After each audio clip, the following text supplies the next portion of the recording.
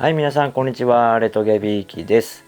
今回はゲームボーイミクロのこちらのフェイスプレート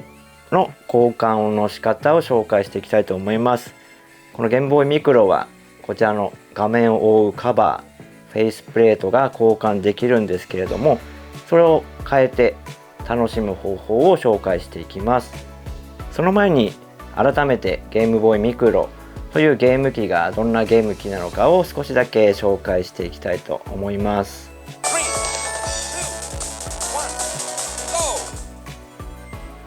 ゲームボーイミクロは2005年9月13日に任天堂から発売された超小型携帯ゲーム機で、発売当時の価格は11,429円税別でした。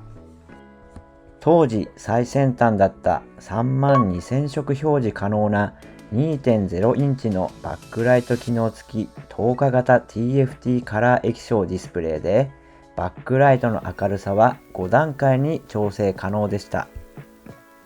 電車での移動や旅行にもかさばらずに気軽に持っていける圧倒的な小型携帯性と、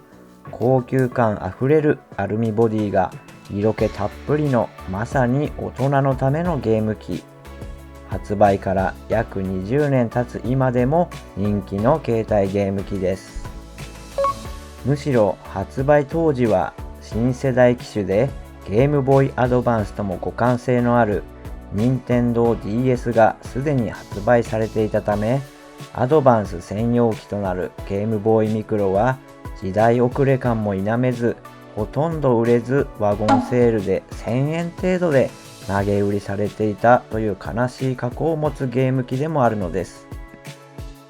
徐々にその高級感や使い心地の良さが再認識されていったのですが、当時の人気のなさが現在まで影響して個体数の少なさから価格の高騰が起きています。現在では本体のみで15,000円程度で販売されています。はい、ということでゲームボーイミクロを紹介してみたんですけれど、今回はそのフェイスプレートの交換について少し紹介していきます。フェイスプレートはこちらのゲームボーイミクロの画面前面を覆っているカバーになるんですけれども、これを他のゲームボーイミクロの本体同士で交換して遊べるというのも一つの売りでした。ゲームボーイミクロ発売当時は100枚以上のこちらのフェイスプレートが発売される予定だったらしいんですけれども、先ほど言ったようにこちらのゲームボーイミクロが、売り上げがほとんど上がらずに、残念ながらそのフェイスプレートの、たくさん発売されるという予定はなくなってしまったんですけれども、現在、発売されているゲームボーイミクロで、フェイスプレートの交換っていうのもできますので、今回それをやってみたいと思います。はい、フェイスプレートの交換方法なんですけれども、こちらの本体の左側を見ていただきますと、こちらに2つ小さい穴があるのをご確認いただけるかなと思います。こちらの穴にですね、爪楊枝の背中側といいますか後ろ側の、平らな部分でしたり、ちょっと先の細い工具などを使いまして、こちらを押していただくとこのプレートが外れるようになっています。ちょっとやってみたいと思います。こちらをですね、こちらの穴を2つ押すとロックが外れますので、こういった形でカバーが外れるようになっています。はい、そして交換したいもう1個のゲームボーイミクロのフェイスプレートも外しまして、じゃあそれぞれちょっと交換してみたいと思います。こちらボディがこのピンクの、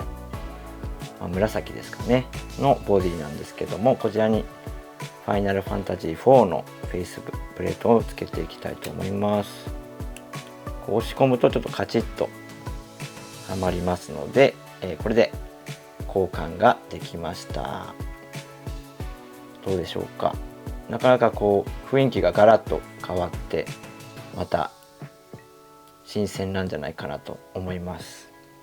でこちらのファイナルファンタジー4の、ベースとなっているこのブルーの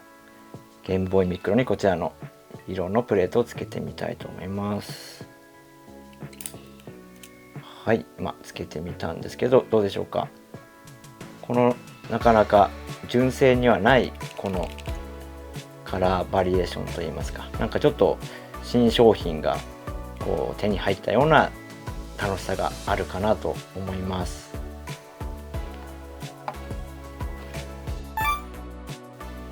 はい、今回はゲームボーイミクロのフェイスプレートの交換というのをやってみました。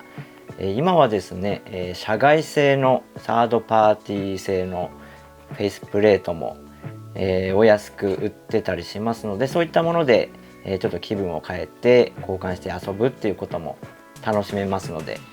ゲームボーイミクロを持ってる方、これからミクロ買ってみようかなって思う方はちょっとこういったフェイスプレートの交換っていうのも楽しんでもらえたらいいなと思います。今回もご視聴いただきましてありがとうございました。